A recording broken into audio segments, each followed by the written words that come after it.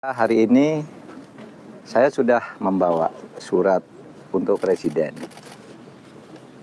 untuk disampaikan ke Presiden langsung tentang masa depan politik saya yang belakangan ini menjadi perbincangan publik, dan surat ini akan disampaikan begitu saya mendapat jadwal ketemu dengan Presiden. Tapi saya bawa terus karena memang surat ini begitu saya diberi waktu langsung saya ketemu, langsung saya sampaikan surat ini. Saudara, kenapa saya harus mengambil momentum penting untuk menyampaikan langsung ke Bapak Presiden, Pak Jokowi? Karena saya dulu diangkat dengan penuh kehormatan dan kepercayaan. Saya dipercaya oleh beliau dengan sungguh-sungguh, dan saya percaya juga kepada beliau bahwa beliau menugaskan saya, sehingga saya bekerja dengan hati-hati dan insya Allah baik selama 4,5 tahun terakhir ini. Insya Allah baik. Nah, oleh sebab itu, karena kami diberi tugas dan menerima tugas dengan saling menghormati, maka saya tidak akan tinggal gelanggang colong pelayu. Saya akan pamit baik-baik dan saya akan sampaikan surat ini begitu saya dijadwalkan diterima oleh Presiden. Presiden ada di luar Jakarta sampai Kamis, saya juga baru akan pulang ke Jakarta Kamis. Mudah-mudahan secepat kami tiba di Jakarta, secepat pula kami bisa bertemu. Sebuah contoh yang baik dan menjadi sebuah pertanggungjawaban yang barangkali yang lain bisa mengikuti. Termasuk siapapun seperti yang saya omongkan sejak awal. Mereka yang punya potensi konflik of interest sebaiknya mundur seperti Pak Mahfud. Dan saya sekali lagi hormat Pak Mahfud, Anda punya integritas yang hebat. Kenapa? Kenapa baru mundur sekarang? Apakah yang lain ada mundur lebih dulu? Pak Mahfud lah yang selalu pertama. Waduh, dipertegas oleh Pak Ganjar Pranowo ya. Langsung sajalah kita bahas, kalau gitu sudah lengkap narasumber kami di studio Apa Kabar Indonesia pagi hari ini ya. Kita sapa satu persatu, ada Bang Syahganda Nainggolan, juru bicara dari tim Amin. Selamat pagi, assalamualaikum Bang. Pagi Bang. Waalaikumsalam warahmatullahi wabarakatuh. Oke, siap. Juga sudah hadir ada Bang Habibur Rahman, Wakil Ketua TKI Prabowo Gibran. Wakil Rakyat Jakarta Timur. Udah hafal nih. Siap Bang. Terima kasih sudah hadir. Ada juga kemudian bersama kami ada Mbak Beka Ulung Hamsara, Wakil Direktur Representatif TPN Ganjar Mahfud. Pagi Bang Beka. Selamat pagi. Selamat pagi. Nah, ini kita hadirkan juga. Semoga Bang Beka nggak kaku di depan Habibur Rahman ya. Mitra kita, mitra. Mitra. Iya. Mitra ya. Teringat fit and proper test pada saat Komnas HAM ya. Oke, hadir juga ada Prof Siti Zuro, analis politik senior BRIN. Assalamualaikum, selamat pagi Prof. Waalaikumsalam, selamat pagi Mas Arief. Langsung saja kita tembak yang Beka Ulung ya? Oh enggak, Wi. Bang Beka, momennya baru sekarang nih akhirnya. Setelah 1 pekan ya sempat tertunda ketika bertemu dengan pada masyarakat pada saat itu di Lampung ya kalau nggak salah ya. Apa yang menyebabkan sampai baru detik ini Prof Mahfud mundur dari kabinet? Ya, yang jelas kan ada 2 posisi saat ini Pak Mahfud. Yang pertama adalah posisi sebagai Menko Polhukam dan yang kedua posisi sebagai kandidat cawapres. Oke. Nah, Pak Mahfud harus menyelesaikan terlebih dahulu tugas-tugas beliau sebagai Kemenko Polhukam.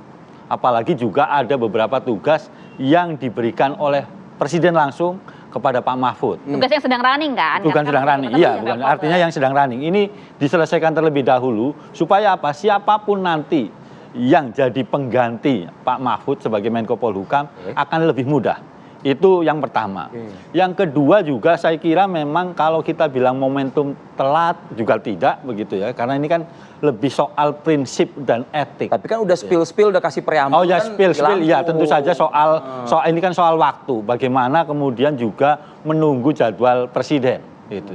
Supaya apa? Tadi persis yang disampaikan Pak Mahfud kemarin, supaya tidak tinggal gelanggang colong pelayu atau datang tampak muka, pulang tampak punggung. Itu yang paling penting kan di situ. Ya, tapi pertanyaan begini Bang Beka, apakah kemudian pernyataan Prof Mahfud ini disampaikan ke halayak umum, ke media sebelum bertemu dengan Presiden Joko Widodo ini langkah yang tepat atau tidak? Atau justru ini memang manuver untuk mengguncang soliditas di kabinet?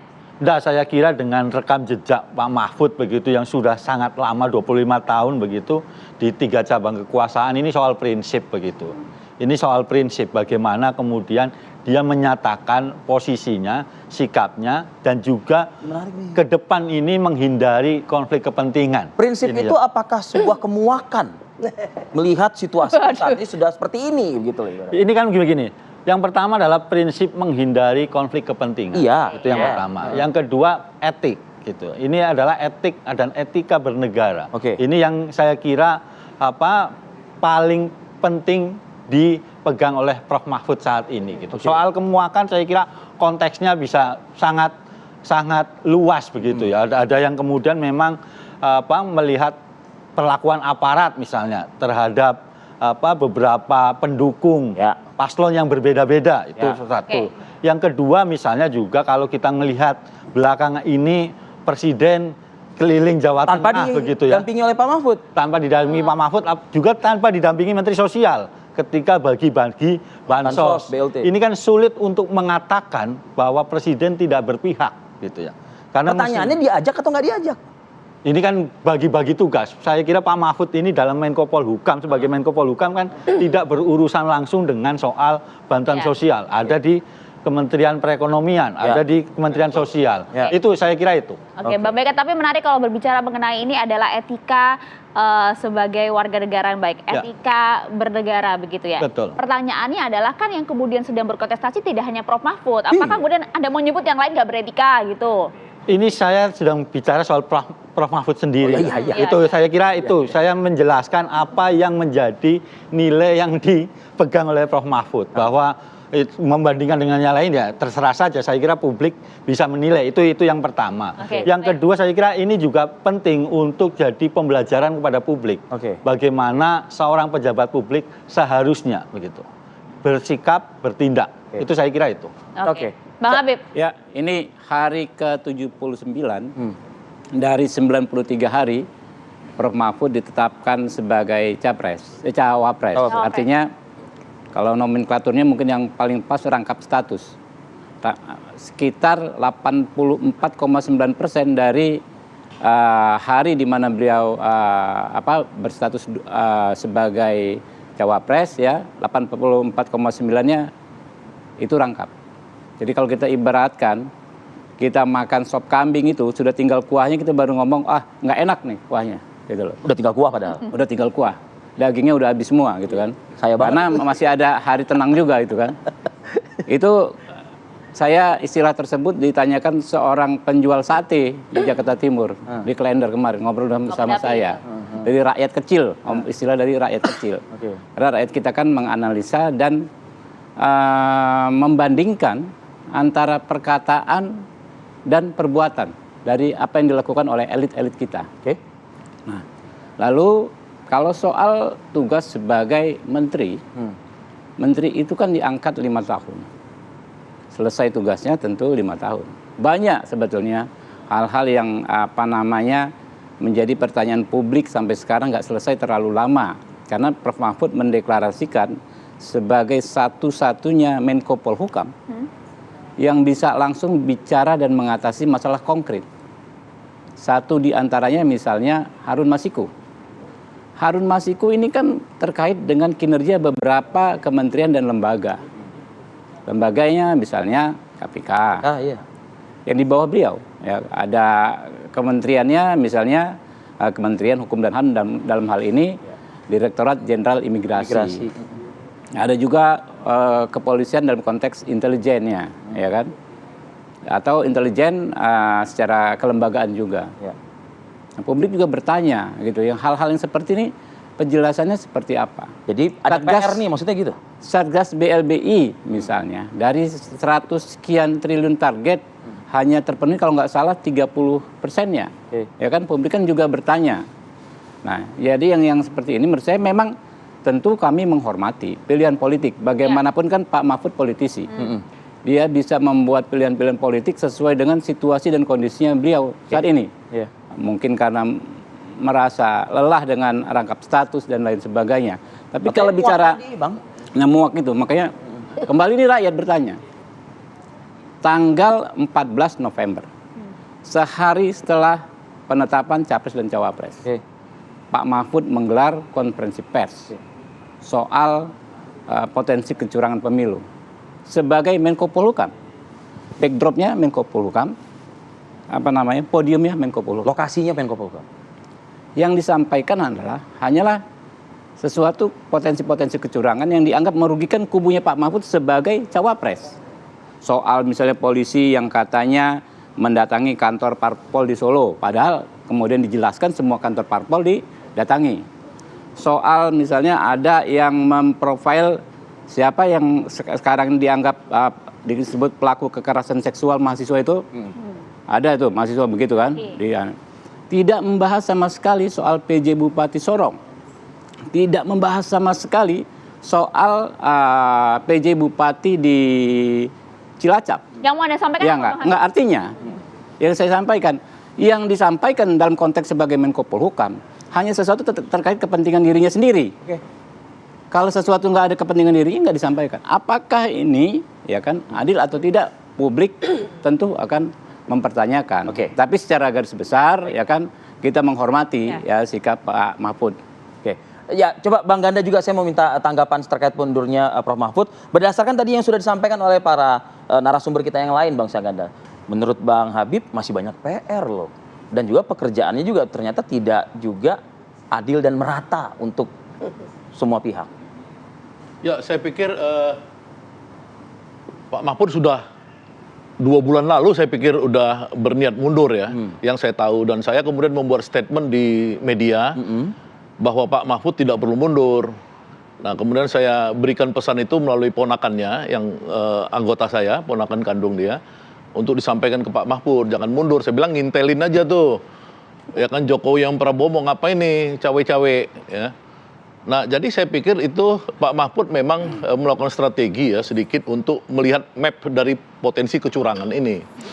Yang kedua, kita melihat pada debat Cawapres di mana Pak Mahfud ini melakukan testimoni ya bahwa Indonesia ini sudah dikuasai oleh mafia-mafia dan berbagai kerusakan yang silahkan dilihat lagi apa yang diungkap oleh Pak Mahfud. Ketika Pak Gibran bilang, oh kamu kalau misalkan ada iup yang ini cabut aja iupnya. Pak Mahfud menjelaskan mafia ini lebih kuat daripada negara. Nah, yang menarik ketika saya melihat 1 jam wawancara Pak Mahfud dengan Profesor Renald Kasali dalam podcastnya dia, disitulah ekspresi Pak Mahfud semua keluar. Ya, dia bilang misalkan, saya nggak mau konflik of interest. Ya, seperti menteri ini, mereka nggak cuti seenaknya aja kampanye di sana-sini. Ya kan, saya nggak mau. Yang kedua, saya nggak mau intervensi. Saya ke daerah, misalkan Sumatera Utara, PJ-nya itu anak buah saya loh. Ajudan saya sekian lama. Saya bilang, kalau saya datang jangan dijemput. Nah, Pak Mahfud ini sebenarnya karena dia profesor ya, seperti Mbak Wiwi ini ya, cendekiawan dan lain-lain, itu memang moralnya tuh tinggi. Ya, Pak Anies, Pak Mahfud ini kan dosen. Dosen tuh di mana-mana moralnya tinggi. Jadi saya percaya Pak Mahfud ini berdasarkan hati nurani. Ya, selama ini saya pikir kalau nggak ditahan-tahan oleh koalisi, ya dia pasti mundur lebih cepat. Tapi mungkin karena ditahan-tahan, dia lihat momentum. Ya, tapi saya percaya betul, saya mengapresiasi beliau sebagai orang yang karirnya itu tidak ada cacat dalam dunia akademis, politik, dan lain-lain ya. Itu saya mengapresiasi, saya pikir Pak Mahfud ini harus diteladani oleh Pak Prabowo agar mundur juga dari menteri. Kemudian Pak Jokowi juga cuti lah kalau misalkan mau kampanye untuk anaknya, kita nggak masalah. Termasuk juga koalisi Anda kan juga banyak menteri PKB. Ya, makanya kan ini kan yang konflik of interest-nya kita lihat ya. Misalkan Pak Habib anggota DPR, pejabat negara, dia sekarang kampanye di dapilnya misalkan, kan dia nggak ada konflik of interest walaupun dia pejabat negara, gitu loh. Ini yang disorot nih sekarang, yang ada konflik kontestasi ya. Iya, kontestasi ini misalkan minimal Pak Prabowo ya itu dia mundur. Ya, apalagi kalau Pak Jokowi, kalau dia misalkan mau kampanye untuk anaknya, ya dia itu tolonglah cuti. Jadi message dari Pak Mahfud ini adalah sepertinya ya, supaya kita menegakkan. Ini yang diomongin Pak Mahfud sendiri, saya dengar. Untuk kontestasi ini bermoral, berdemokrasi, jangan kontestasi hidup mati untuk tahta. Ini bahaya gitu loh. Itu menurut saya. Kalau Mbak Wiwi, Prof Wiwi melihatnya ini akan lebih seru nggak ke depan setelah mundurnya seorang Prof Mahfud MD ini? Diulasnya nanti, kita jeda dulu Mbak. Kami kembali saat lagi. Mesti tadi Mbak Wiwi yang pertama.